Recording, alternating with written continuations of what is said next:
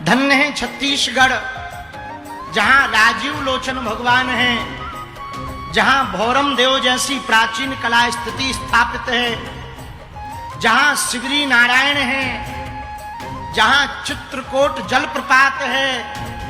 जहां चंद्रखुरी की कौशल्या माता का भव्य मंदिर है, जहां अंगार मोती माता जैसी दिव्य शक्ति स्थापित है, जहां दंतेश्वरी माई की कृपा बरस रही है, जहां बमलेश्वरी माई की कृपा बरस रही है, जहां गुड़ियारी वाले हनुमान जी महाराज हैं, जहां महामाया मंदिर है, जहां दूधाधारी मठ है, ऐसा छत्तीसगढ़ जो धान का कटोरा भी है, सनातन के लिए अद्भुत भी है, बस्तर का अद्भुत आनंद भी है, और जहां कांकेर की भुवनेश्वरी माता भी है, और जहां पर भैया मां